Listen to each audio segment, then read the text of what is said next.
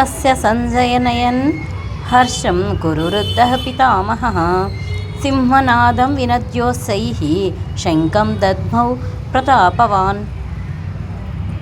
అప్పుడు కురువృద్ధుడు, యోధుల పితామహుడు అయిన భీష్ముడు దుర్యోధనునికి ఆనందం చేకూరుస్తూ సింహగర్జన వంటి ధ్వని కలిగేటట్లుగా తన శంఖమును బిగ్గరగా పూరించాడు. భాష్యము: కురువృద్ధుడు తన మనుమడైన దుర్యోధనుని హృదయంలోని భావనను తెలుసుకోగలిగాడు. అతని పట్ల ఉన్నట్టి సహజ కరుణతో ఆయన సింహములాగా తన స్థితికి తగినట్లు అతి బిగ్గరగా శంఖము పూరించి అతనిని సంతోషింపజేయడానికి యత్నించాడు. దేవదేవుడైన శ్రీకృష్ణుడు ప్రతిపక్షములో ఉన్న కారణంగా యుద్ధంలో తమకు విజయావకాశమే లేదని శంఖము సంకేతము ద్వారా భీష్ముడు చింతాగ్రస్తుడైన దుర్యోధనునికి పరోక్షంగా తెలియజేశాడు.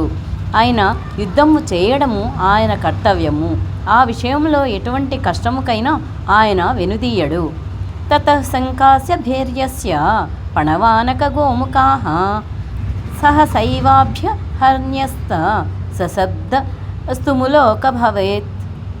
తర్వాత శంఖములు, పణవానకములు, భేరులు, కొమ్ములు మొదలైనవి ఒక్కసారి మ్రోగించబడ్డాయి. ఆ సంఘటిత ధ్వని అతి భీకరంగా ఉన్నది. తతః శ్వేతైర్యైర్యుక్తే మహతిన్యస్తనే స్థితౌ మాధవః పాండవస్యైవ దివ్యౌ శంఖౌ ప్రదద్మతుః. ఎదుటి పక్షంలో శ్రీకృష్ణ భగవానుడు, అర్జునుడు ఇద్దరూ తెల్లని గుర్రాలు పూంచబడిన మహారథంలో ఉన్నవారే తమ దివ్య శంఖములను పూరించారు.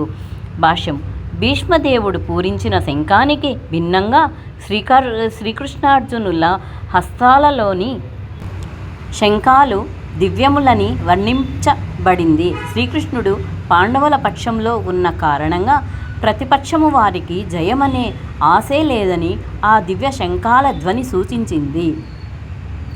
జయోస్తు పాండుపుత్రాణం ఏషాం పక్షే జనార్దనః.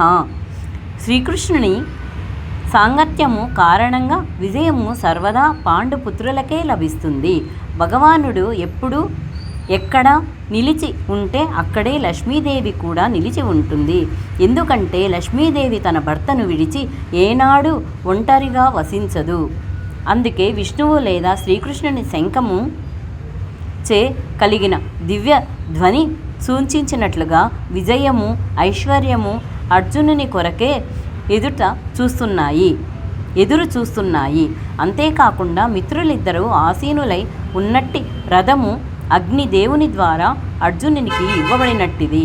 ముల్లోకాలలో ఎక్కడకు వెళ్ళినా ఆ రథము సకల దిక్కులను జయించే సామర్థ్యము కలదని ఇది సూచిస్తున్నది.